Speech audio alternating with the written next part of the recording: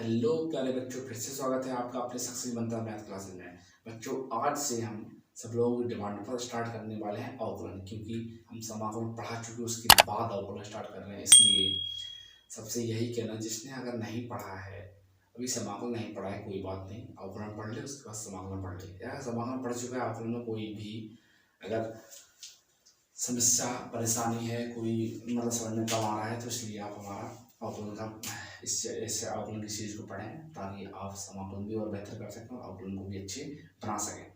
ये मैंने इसीलिए स्टार्ट किया क्योंकि कुछ बच्चों को अवकलन में समस्या आ रही थी, उन्होंने कहा था सर अवकलन स्टार्ट कर दीजिए तो हम समाकलन और अच्छे से कर पाएंगे, तो क्योंकि समाकलन में पूरा कर चुका हूँ। अब मैंने अवकलन स्टार्ट किया। बहुत ही सरल चैप्टर होता है, पूरे मैथ का सबसे सरल चैप्टर है ये। जो नहीं सीख सकता समझ लो उससे कुछ नहीं आता।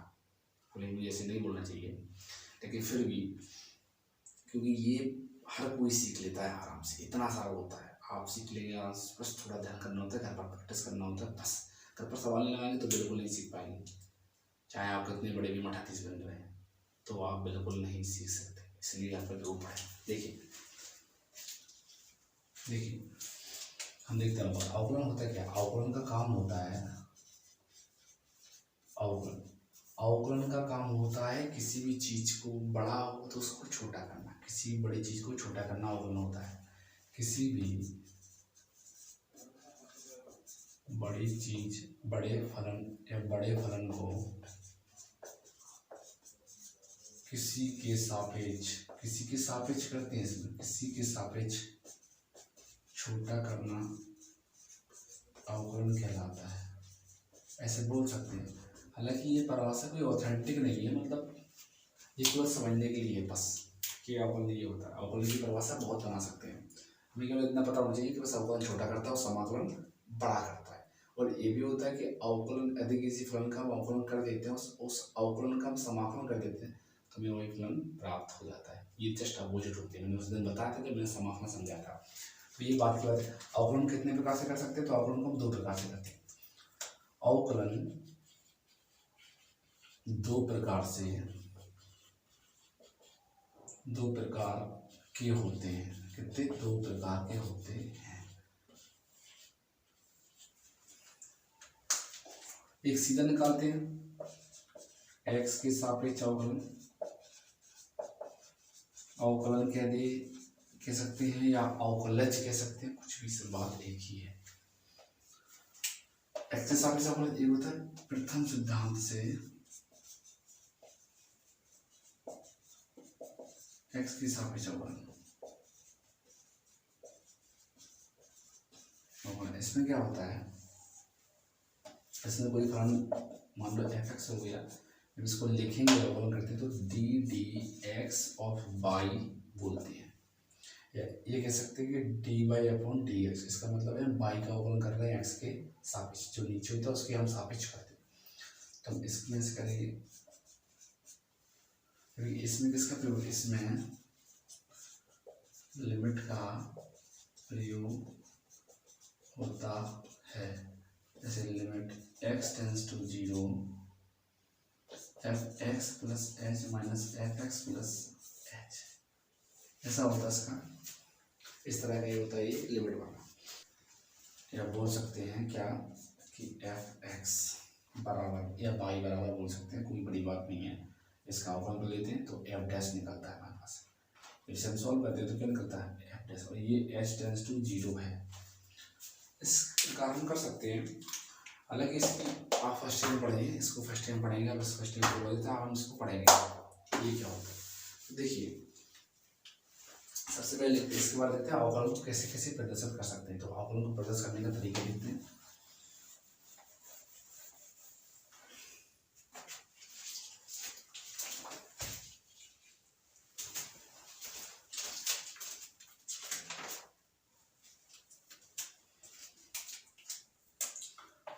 अवकलन को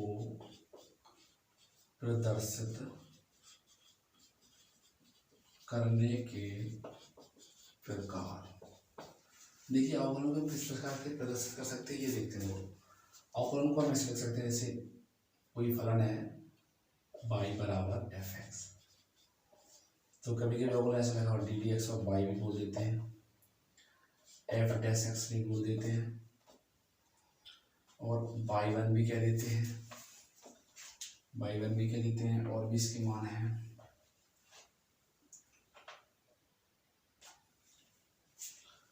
अभी तो यही देख लो, बाई वन एक बार करते हैं, by one by two by three ऐसे करते रहते हैं। तो ये हो गए तीन, इन्हें बहुत देखने, इन्हें इन तीनों को बहुत मतलब याद रखना है। याद क्यों रखना है? इन तीनों का प्रयोग होगा। कभी कभी सवाल में बाई वन लिख के आएगा, कभी कभी सवाल में एफ डैश एक्स लिख के आएगा, कभी कभी ये लिख के आएगा। तो इनको बहुत जरूरी है समझना, इसको समझ लेना। देखिए हम इसको अब मिटा देते हैं और हम देखते हैं कुछ फॉर्मूले। फॉर्मूले क्या है आपके पूरे में? पहली बात तो इनका प्रयोग होगा, दूसरी बात फॉर्मूले क्या है। जो फॉर्मूले है बेसिक में बता देता हूँ और आपको उनको फॉर्मूले को बहुत गौर से देखना है ताकि आपके आंसर आसानी से आ जाए। देखिए मिटा देते हैं और फॉर्मूले स्टार्ट करते हैं। पहले हम कुछ उदाहरण के साथ फॉर्मूले स्टार्ट करते हैं, जिससे आपको फॉर्मूले अच्छे समझ में आ जाए। क्योंकि मुझे रटाना नहीं है, समझाना है। मेरा उद्देश्य केवल समझाना है, रटाना बिल्कुल नहीं है। तो देखिए जैसे मान लो कोई एक्स नंबर एक फॉर्मूला जिसे बोलते हैं एक्स की पावर एन। अगर इसका हम अवकलन करते हैं तो बोल देंगे D D x of x की पावर एन। इसका मतलब हो गया कि हम एक्स के सापेक्ष एक्स की पावर एन का अवकलन कर रहे हैं, या बोल सकते हैं डी एक्स की power N upon D X. लोग ऐसे ही बोलते हैं। देखो इसका जब अवकलन करते हैं क्या होता है, एन आगे आ जाता है और एक्स की पावर एन माइनस वन हो जाता है। ये हमेशा याद रखना है। तो जैसे, और इसके बाद होता क्या है, ये जो x है ना, इसका अवकलन करते हैं इनटू वन कर देते हैं, क्योंकि x का अवकलन क्या होता है, वन ही तो होता है। जैसे मैं x का अवकलन कर दूँ D D x of Y, sorry D D x of X, तो ऐसे आता है। अब हम इसको जैसे सॉल्व करूँ एन इंटू एक्स की पावर एन माइनस के वन, इसका अवकलन करेंगे इसी तरीके से फिर से, तो इसका मान होता है एक। इसलिए हमेशा हम नहीं लिखते, हमें याद करना होता है कि x का अवकलन क्या होता है, एक। तो ये हो गया हमारा। आपको बस केवल इतना याद रखना है x की पावर n का अवकलन क्या होता है, n x की पावर n माइनस के वन, बस इतना याद रखना है और कुछ है। इसके बाद सवाल लिख लेते हैं, जैसे मान लो x की पावर 5 लिखा है और हमेशा इसको y बराबर लिखते हैं। जैसे हम समाकलन में i बराबर लिखते हैं तो इसमें हमेशा y बराबर लिखते हैं, और समाकलन में i बराबर लिखते हैं। हमने देखा है ऑफलाइन में बहुत से बच्चे में बता रहे थे कि सर बहुत से टीचर हैं जो आई बराबर ही नहीं लिखते। यहाँ तक कि स्कूलों में, इस स्कूल में जो बच्चे जो पढ़ते हैं, हमारे जो ऑफलाइन के बच्चे, तो क्या होता है वहाँ भी आई बराबर नहीं लिखते। ये समाकलन को, ये गलत होता है, फिर समाकलन गलत हो जाता है। इसलिए समाकलन को आई से और इसको हमेशा बाई से लिखते हैं। बाई वन से भी लिख देते हैं इसको, मैंने बताए थे 3 प्रकार। देखिए हम एक्स के साथ अवकलन करेंगे तो हमेशा दोनों साइड करेंगे। कैसे करेंगे, D D x of by. होता क्या है, हम करते बाई का भी ऐसे ही जैसे एक्स का करते हैं और उसके साथ d D x of y आ जाता है। तो हम कह सकते हैं बाई का भी आपको अवकलन करके दिखाएं। जैसे ये किया ना, इसका अवकलन कैसे किया, एन एक्स की एन माइनस वन, ऐसे कर इसके करेंगे। तो बाई की पावर कितना, एक, तो एक पावर आगे आ जाएगा, और बाई की पावर वन माइनस के one into d D x of by हमेशा लिखते हैं। तो ये हो गया, ये हमेशा लिखते ही लिखते हैं। इसके बाद इसका भी करेंगे 5 इंटू एक्स की 5 माइनस की वन। अब देखिए कुछ दिनों बाद अब ये मौखा सीख जाएंगे। मेरे ऑफलाइन के बच्चे ये बोलते थे सर मुझे अवकलन से बहुत डर लगता है, और एक दिन ऐसा हुआ था कि वो लोग बड़े बड़े अवकलन मौखात मतलब देखते ही बता देते थे। जो लोग मेरा वीडियो देख रहे हैं, अगर मेरे कोचिंग संस्थान के नहीं हैं, ऑफलाइन के नहीं हैं, तो वो हमारे ऑफलाइन के बच्चों जानते भी हैं, मुझे पता है अच्छे से, क्योंकि सभी स्टूडेंट जो हमसे पढ़ते हैं वो भी वीडियो देखते हैं, जो नहीं पढ़ते वो भी देखते हैं। तो बच्चों से मेरे से पूछ लेना, वो सभी ऐसे ही मुँह से बोलते थे, देख के वीडियो देख के क्वेश्चन को मुँह से बोलते थे, क्योंकि क्वेश्चन बड़े बड़े क्वेश्चन आते थे, ऐसे रट जाता था। तो देखिए ये क्या हो जाएगा, बाई की पावर क्या हो जाएगा, 0, D Y upon D X बराबर 5x की पावर 4, और ये हो जाएगा किसी की पावर 0 हो उसका मान 1 होता, तो 1 into 1 D Y upon D X equal 5x की पावर 4। तो देखिए एक मतलब एक तो हमें मतलब मिला क्या, D Y upon D X बराबर 5x की पावर 4। तो देखिए हमने जब इसका किया अवकलन, और हमें क्या मिलेगा, D D x of Y, D D x of Y और 5x की पावर 4।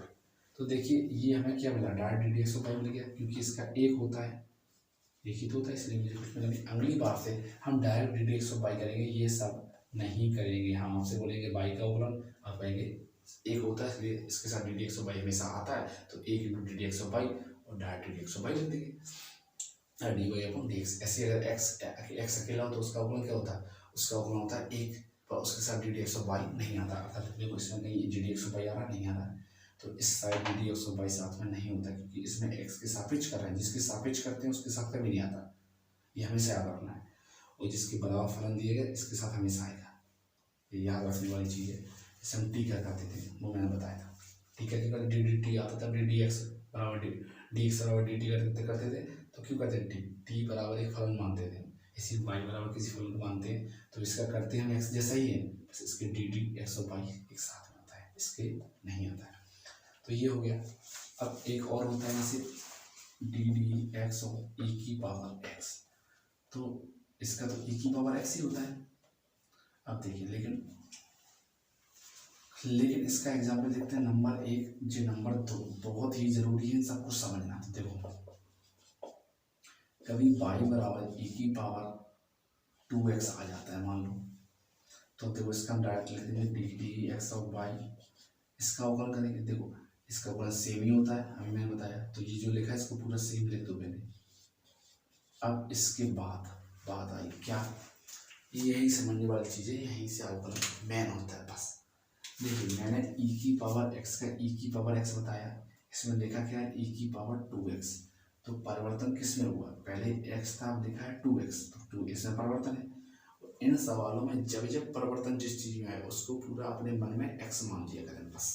तो हम कहते हैं कि ई की पावर मेरे मन में ये x लिखा है और ई की पावर x का हमने अवकलन क्या बताया, ई की पावर x मानेंगे, x जो वैल्यू है वो लिखेंगे, अर्थात ये मैंने x मान लिया और ई की पावर x का ई की पावर x लिख दिया, फिर जिसको माना है उसका दोबारा हम अवकलन कर देते हैं बस, लिख देंगे D D x of 2x, तो ई 2x और इसका अवकलन कर देंगे, तो 2x की पावर 1 है तो 1x की पावर 1 माइनस की 1, क्योंकि इसका ऐसा कर देंगे x की पावर n जैसा x का 1 है इसका देंगे, तो e की power 2x into 2 into x की power 0 e 2x into 2 into 1 मतलब 2 e की power 2x d Y upon D x.